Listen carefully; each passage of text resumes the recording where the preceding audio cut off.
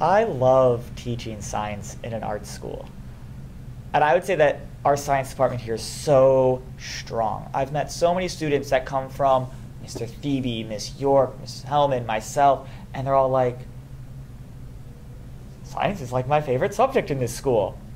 And a lot of people don't expect that. Whereas it makes so much sense to me. I've always been a creative person. I do visual art, I've done theater, I've played a stringed instrument. Art and science mix. When we're asking, how can I create this? How can I do this? You're coming up with your own stuff when you're an artist. You're creating. And in science, we're creating our own answers. And that's the way I teach science. Again, it's always ask your own question, get your own answer. So if you're used to creating, then you're used to coming up with answers. And most artists are willing to go about things creatively. So when I have this sort of eclectic teaching style, one day we're reading, one day we're writing, one day we're doing, one day we're jumping on our heads, and I didn't explain that. We're just going to do it today, and tomorrow we'll get to it. They're like, okay. And I've really enjoyed teaching science here with all the creative kids who are willing to be hands-on, to dive in, who are willing to do projects, and we get the coolest projects. I've thoroughly enjoyed teaching here. And the students are receptive. They thoroughly enjoy their science classes. Not just mine, but most of them. They're really getting into it. And it's because science and art go together. It's about creating. Creating visual art, creating answers. Same thing. I attended suburban school, suburban high school up in Chicago suburbs. And from there, I went to Drake University for 4 years. I studied environmental science and secondary education. I have a bachelor's of science in education and a bachelor of science in environmental studies. So my background's really biology instead of physics. But I like physics, and it's so doable and it's so teachable that I've passed the tests. I'm a certified physics teacher, and I really enjoy teaching it. And when I got the job at Grandson Arts Academy, I was really thrilled about it because I've got a background in art. I took over 12 or 15 credits of art in college. I took 1 or 2 art classes every semester in high school. I've published my photography, I've published my drawings, I've had poetry published, I've been in 2 plays on stage, 3 plays backstage, I played a stringed instrument for 5 years. I get the arts, and I love teaching here because unless we're singing or dancing, I can talk with the kids about it. Teaching science is much like teaching anything else, but it opens me up to more possibilities, I think. When I teach science, I can have students learn like scientists learn. Perhaps I'll have a lab before I've explained the content. That way they're teaching themselves the content through experience, and then we'll overlay the vocab words and the formal stuff on top of it. Or if I think having an understanding of the content would help before we do a lab, I'll teach my notes, and then they can teach. Then we can do the labs to back it up. I like teaching science because I feel like, especially in an art school, but really in any school, teaching science isn't just teaching photosynthesis or Newton's laws, it's teaching thinking. Right? I'm teaching my students to approach problems, use background knowledge, which may or may not be knowledge that I've given them or knowledge that they've picked up throughout their entire life, to come up with reasonable answers to them, all on their own. In my opinion, that's science. Ask your own question, get your own answer. And when I teach that mindset, my students are learning a powerful skill in whatever they want to study. If it's science, they're learning how to problem solve, set up labs, perform them, do them. If it's history, it's, oh, I wonder why these monarchs were doing that. Well, let me look at the information I have and draw conclusions. If it's visual art, oh, I wonder how can I get this particular effect across? Well, maybe if I try it like this, maybe if I try it like that. I've seen this happen, let me incorporate that. It's a way of thinking and approaching problems, and that's how I find teaching science to be most effective. People believing that it's okay, oh, I'm just not good at math, oh, I'm just not good at science, it is a challenge. And what I do is I assure them that they're incorrect. That in fact, it's not being good at science, it's just you haven't been encouraged to think critically yet. It's very challenging to memorize all of science. But when you think about learning how to create your answers, well, then you don't need to learn all of science because you can figure out your answers as you need them if you've learned that thinking technique. So I tell my students it's not about learning science, it's about learning thinking. And no one's going to brag about being bad at thinking. And so when we frame it that way, more students are willing to try thinking for me. They're willing to try. And once we learn that we're willing to try, a lot of students are like, I didn't think I was good at science before, and now I kind of get it. And that's a really powerful thing, is when students realize it's not about the content, it's about the way we approach problems. When you read something, it's there on the surface, you've gotten it. If you are a particularly good thinker, you might wrap your head around it, you might really explore it and get it to a certain level. Most 14 and 15-year-olds aren't, and I teach freshmen, so that's where I'm working. But when we actually explore things, we're adding in the muscle memory, the visual memory, the thought memory, along with the questions we're answering, still that normal school memory. All of that's getting incorporated. And you believe it more. I just had a conversation with my students about procedures, and I said, every scientist is like every person. If you tell them something weird that they didn't believe before, they're going to immediately say, yeah, sure, let me try it, and then I'll believe you. That's how everyone responds. Hey, by the way, did you know that if you mix cornstarch and water, it's liquid until you punch it and then it's a brick? Sure it is. Well, then they try it, and they believe it. So if I tell a kid, oh yeah, by the way, gravity, everything on Earth falls at 9.8 meters per second squared. Really? Because when I drop this paper, it doesn't. Well, let's get rid of the air. Oh my gosh, it fell that fast. Now all of a sudden, they're not just taking my word for it. They have done it. They've owned that information in a way that they said, I can't disagree with this anymore. I have to accept it because I did it. Any phenomenon, when you're approached with it at a level that you have interacted with it, you have to understand that it's true.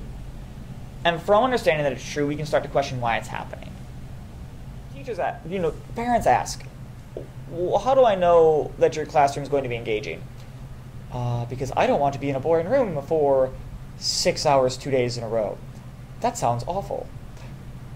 And I would be. And so since I get to decide what I'm doing, I make sure that I'm having fun. And if I'm having fun, if I'm engaged, then the likelihood of my students being engaged is doubled. Not just I'm engaged, they're engaged, but they're engaged because it's interesting, and then they're extra engaged because I'm actually excited about what we're doing. Every day we're in class, I'm excited about what we're doing. I get super excited about my labs. We're up, we're doing, we're learning, it's really cool. I get excited about our tests because they're good tests and it's the chance for our kids to show off. And that's how I tell my kids, this is not something to be scared of. You know what you're doing. This is a chance to show me that you know what you're doing. It's always an opportunity to raise our grade. It's always an opportunity to show off what we know. And I switch up my teaching methods so much because, again, I don't want to be bored. There's no way we're doing notes 3 days in a row. 1, that's a lot of notes. And we haven't practiced it enough. 2, how dull. I don't want it. I want us to be doing 2 different things a day. I want us to be doing 3 different things a day. I want it to be different every day. And we're going to be doing different things at home than we are in the classroom. A good example of that is I have a current events project that we do every 2 weeks. Every 2 weeks my kids are reading something that happened in the news. They're writing an essay response. So when you get students that don't want to learn science or don't think they can learn science, and I assume this works for any class, but in my experience, of course, it's science, the best thing to do is to break it down. Remove their mental block. Find something that they can do. They can do something. Every student can do something in every topic. Most students are actually better at science than they realize. They just get nervous when you call it science or math. I haven't met anyone that can't do algebra. Example, you say, hey, I'm going to order a pizza, but I can't pay for it. To make it fair, let's all chip in. Everyone gets 2 slices, we're ordering 2 pizzas, they're $18 a piece. How much do we owe? Those kids will tell you exactly how much money they owe. That's algebra. And no one particularly taught it to them. They just, but if you gave it as a word problem instead of a real life situation, they'd freak out. And so when we break science down into real life, they actually have a lot of experience with it. And when you talk about friction, everyone's experienced friction. Because we can talk about it. my goal is to make science non-intimidating. And one of the best ways that I do that is put it in normal language, keep the math simple, and it goes back to that experiential learning. You know, when we talk about momentum, when I teach momentum and people are like, I don't get it. Or inertia, and they're like, I don't get it. Very similar concepts. We all get in a car, and we pretend that we're driving. I go, okay, slam on the brakes, and everyone goes. And when you do that, the kids are like, oh, I guess I did want to keep going forward. They know that.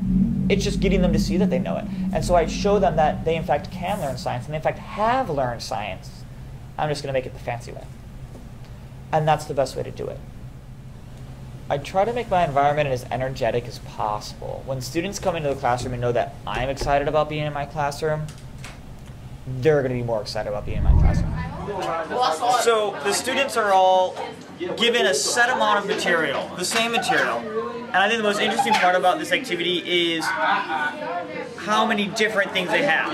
A number of groups are launching stuff, other groups are rolling things, others are sliding them. And I think it's really interesting to see all the different creative solutions that they're coming up to the same problem with the same set of materials. And no one's approaching it the same way. And I think that's fantastic. A lot of you guys wrote things about variables. You said, I want to get my independent variable faster, which is a good plan. What's your plan to execute that plan, Chase? Maybe by looking at the materials and like what you have the most of. Okay, I have two questions. Go ahead. On the trials, like each person I'm giving them like 10 trials and averaging that out. Each person you're doing, that's not a trial. Each person is your trial. And each trial will consist of 10 questions. And then the other problem seems to be that it gets hung up on this piece right here. Right? A little piece of tape. Not the piece of tape, this corner right here. See, watch? That's where. So what if we just put a piece of tape across that so we right, so that it's more flat. we could make little track lays on either side, but it's not sticking. The tape's not good tape. Okay, I'll see if I can. And they grow so much. Because my environment is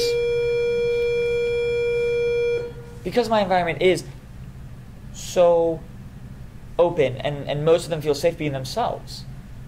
And I do my best to keep the energy levels high. You know, they come in, I've got music playing, it changes from anything from, you know, slow, folksy Iron and Wine, classical, Regina Spektor, all the way up to today's pop. Fun and Green Day, and Third Eye Blind, Counting Crows, a little bit older, Motion City Soundtrack, Hello Goodbye, all over the place. And so they're coming in and they're hearing music they know, or music that's new to them, and they're kind of checking it out. And then we're settling down, I'm excited, I'm coming around with energy, making sure that we're getting started, and they're excited to be here. Because they know in my room, we're doing something. I never have problems with students sleeping in my class. We're always awake. Now, the trick is to make sure that they're always awake and energized about class. But that's, again, part of learning our own accountability. Like I said, when I use the internet, I've got that current events article. Every 2 weeks, they're online, they're reading about real science that's happening now. And that's where we're bringing it in. I've got, you know, stands with motion sensors, and we'll be bringing those in. I've got all sorts of weird equipment. And we use it as much as possible.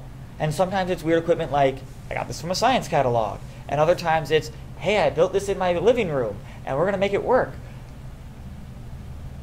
Because we can. But we definitely do as much stuff with technology as we can. It's just what we have access to. We use it. And that's everything from just our hands, stuff I got at Home Depot, stuff that came with the science books, the internet. It's what's going to work for the best situation. My approach to teaching is generally to do whatever works. Anything that works is fair game for me. When I'm looking at these graphs, it looks like you're going to have...